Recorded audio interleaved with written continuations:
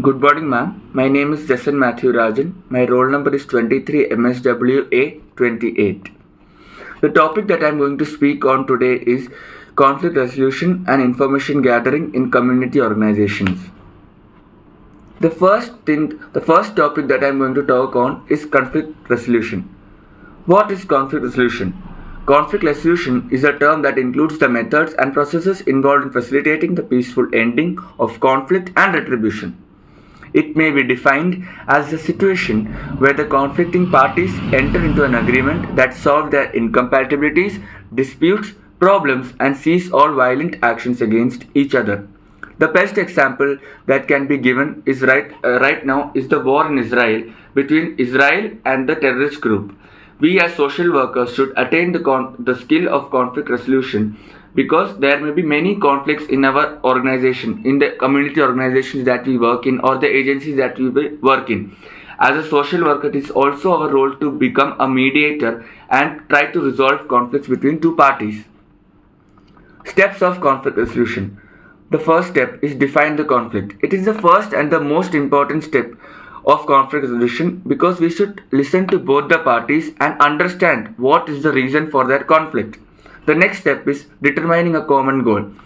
After listening to both the parties, we should determine a common goal that is favorable to both of them. Address concern and potential barriers is the third step. This step requires us to remove all the potential barriers and to address them so that when we listen to both the parties, we will understand what the problems of both the parties are. That is the reason why they are in conflict.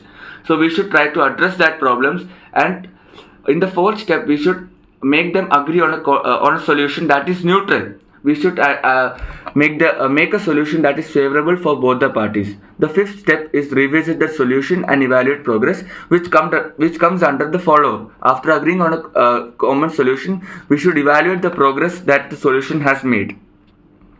Skills used in resolving conflicts.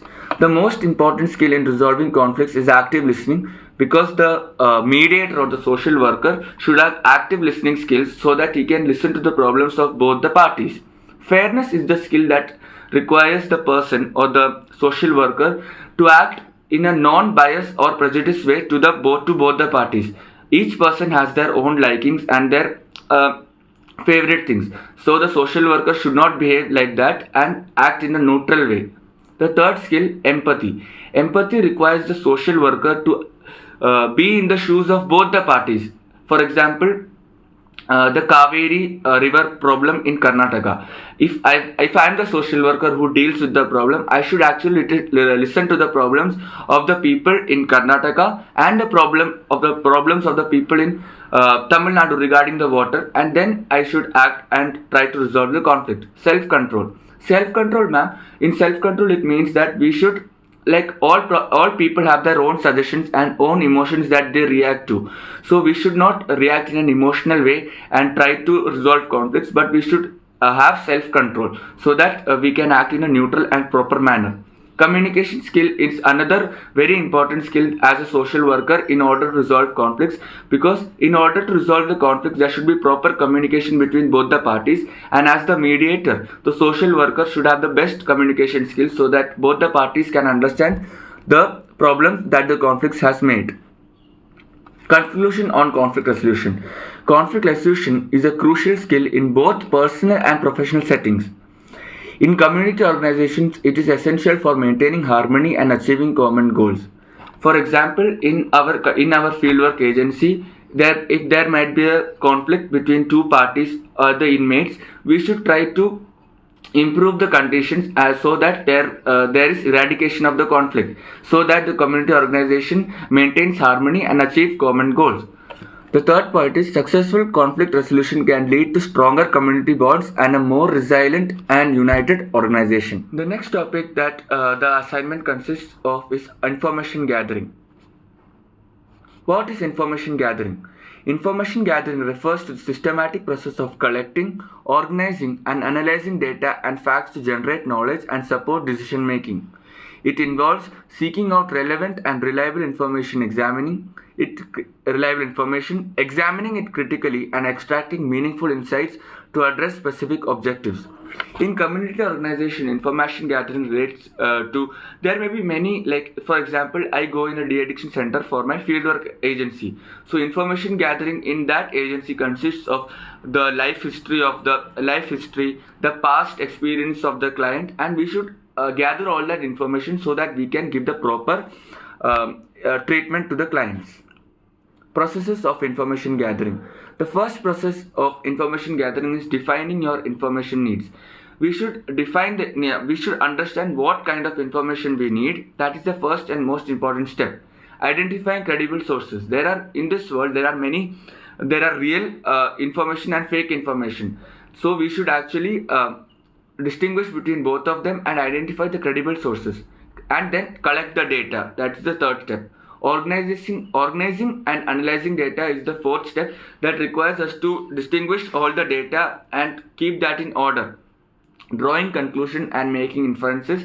This process refers to drawing conclusions and making inferences, which means that we should understand the data and summarize what it means, and then we should communicate our findings to the community organization.